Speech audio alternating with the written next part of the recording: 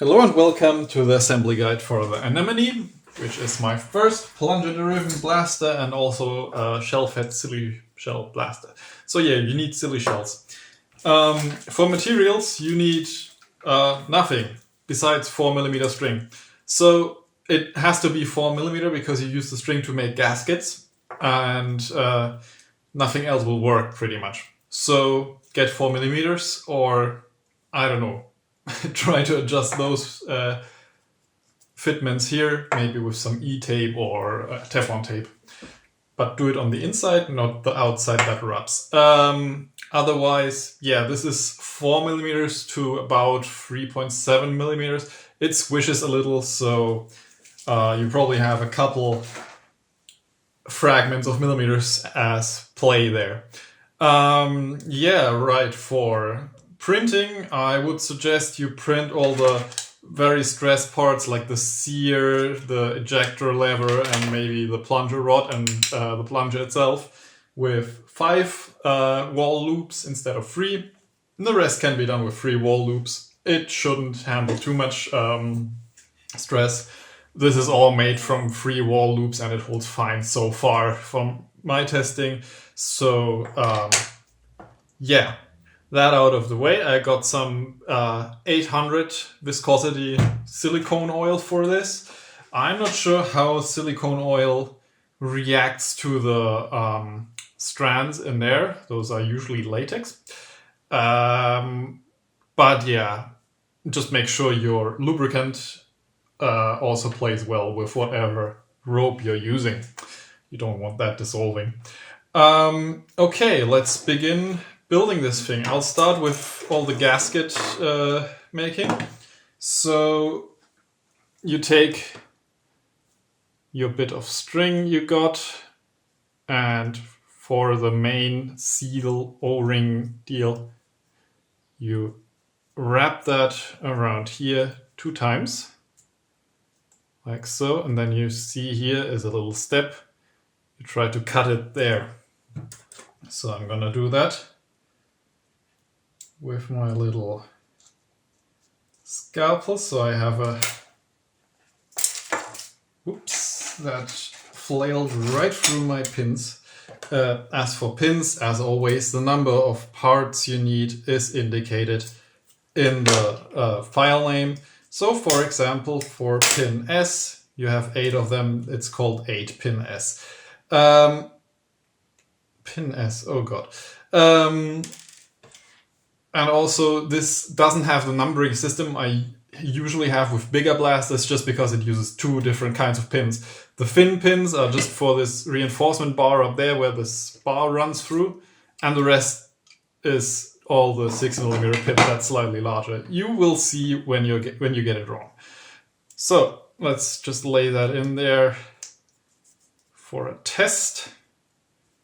And that works rather well. Put that aside. Now these kinds of seals, or more like gaskets, you make them by pushing your string in before flaming it off. If you flame it off now, all you're gonna end up doing is the flamed off fabric on the outside turns pretty hard, and then you can't really push it into the notch for the rope anymore. So that's suboptimal. In case you're wondering why there's a gasket on the front of the plunger, that's less of a gasket and more of a crash pillow. So dry firing doesn't completely destroy the blaster. I would still advise against dry firing because this thing can be quite violent. So that is this part. Then you need 1 more of those. This is a bit more important that you get it absolutely right, because that is what will seal against your silly shell. So this is also a little bit trickier to get in sometimes. There we go.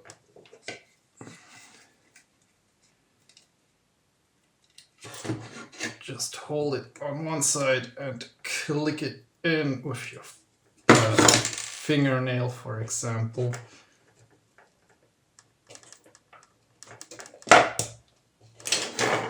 this is... You could also try deburring this just slightly, but you still want this to be a very strong connection, because if you dry fire this, the weight of the plunger will knock out this rope. So make sure it's quite firm where it is. Gonna cut it, just so. And in it goes.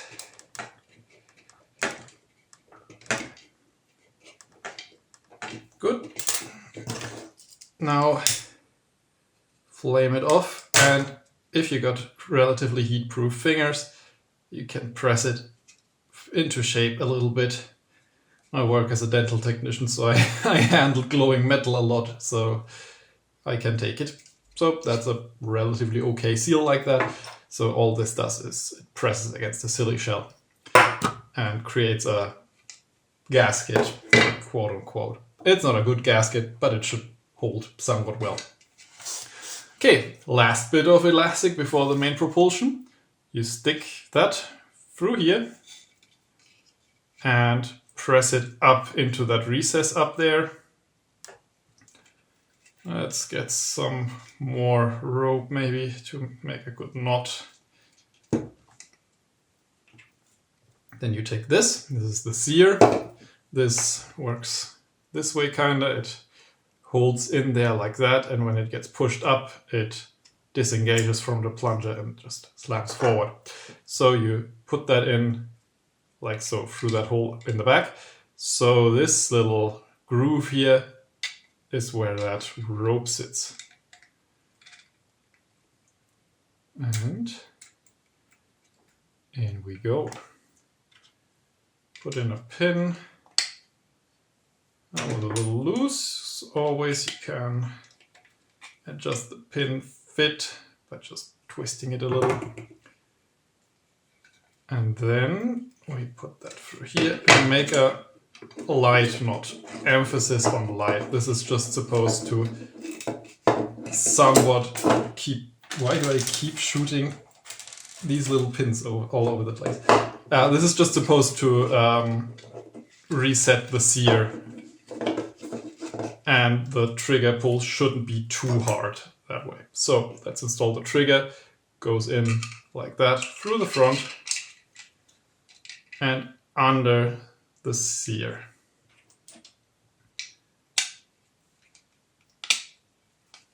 So when I pull that, that should move down a little bit. That works. So we can fasten this, cut the ends off, and make sure it lasts. Flame off the sides. Good. Now you take the ends of those.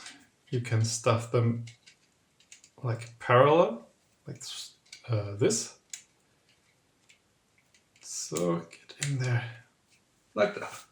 So when you pull that, your trigger also returns.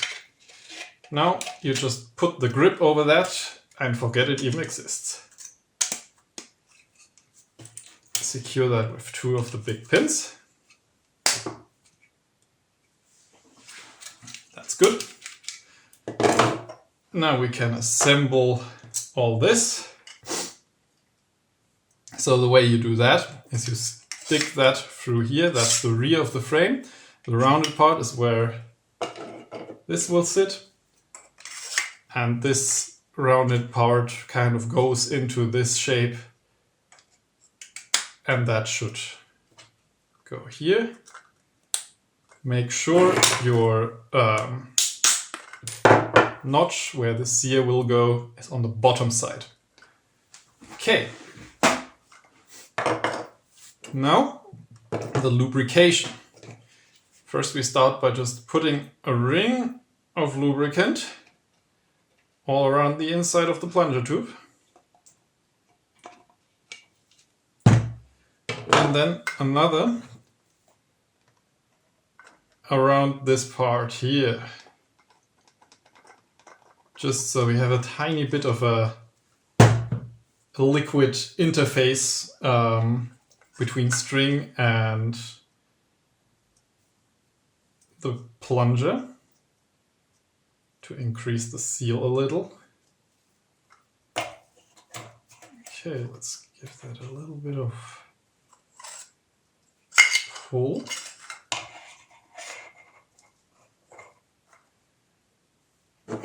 And now push the sear aside and kind of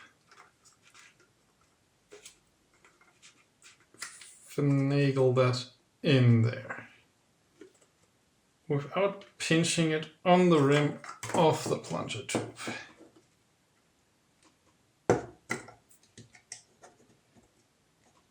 Easier said than done.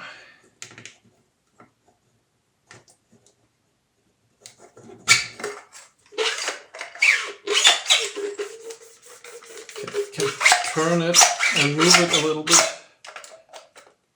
until it works a little better. We'll install the reinforcement bars right away. So these have a directional system. So the two short distance pins go forward. So let's put that in like that and like that. And secure them with those tiny pins.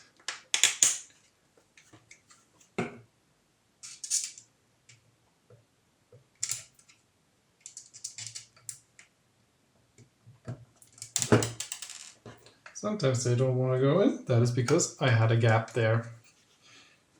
You can't brace it against the plunger rod because that is not connected to the rear of the whole thing. So that also won't keep it together. Right. You see, the sear works. And you also notice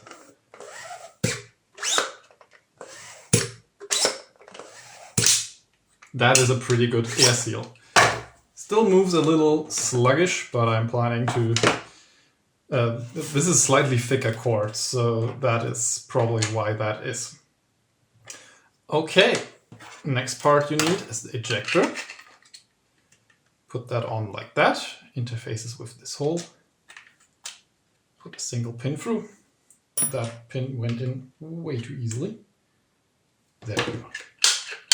Like that.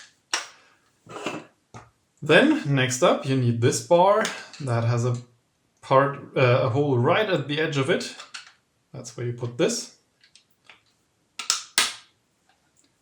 Then on top of that, the front. You can already put in the pins for that. Oh, that goes a little stiff. And another set of small pins for the top of it.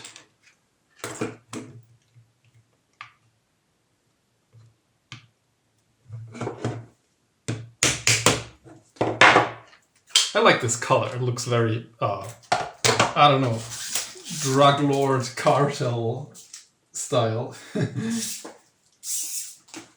Okay, I'm gonna roll off a lot of rope now.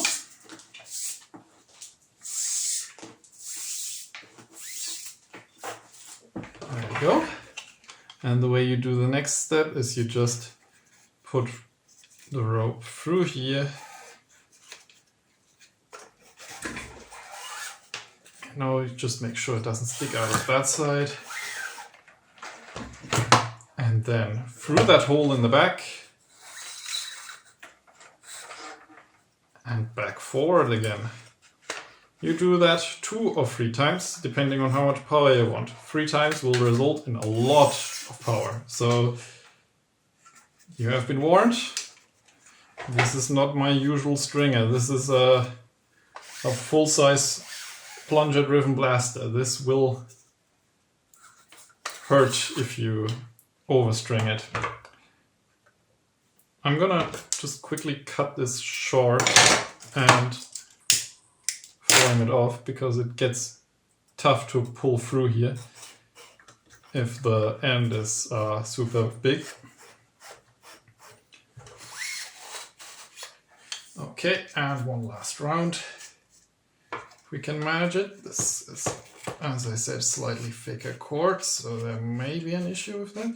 No, that works.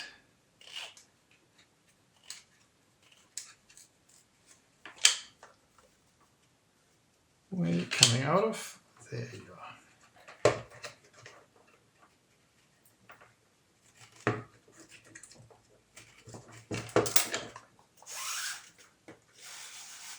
Got it. And last loop, and we're done. I'm just gonna pull that so I've got enough play here.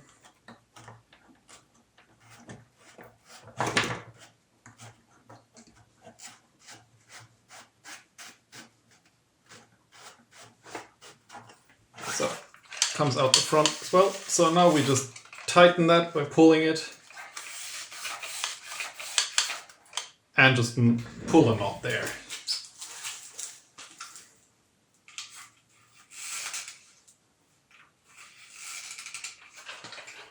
Can I still prime it? Yep, I can.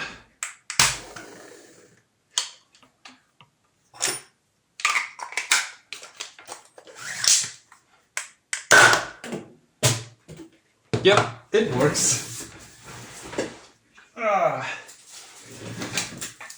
Okay. Ejector also works. So we give that a last yank. Cut it off.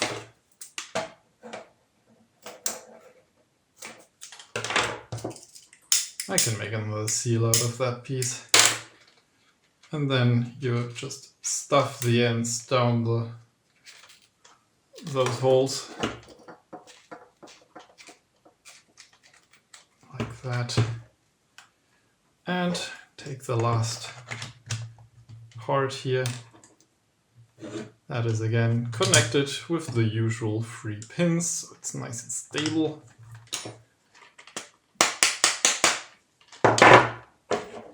Now the big question is, where is the last pin?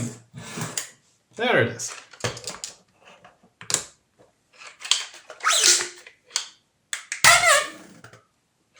Pretty good. That'll wear in over time, so it should become a bit less creaky when it goes forward. You see it has a bit of drag there. This could also be due to the flamed off end of that rope there. I'll probably take it apart again and see what's up with that. But other than that, if you got the right cord, there should be no issue. Otherwise, give it a little time. It'll sand itself down and then work. Okay, I hope you have fun with this. And I will see you for the next project.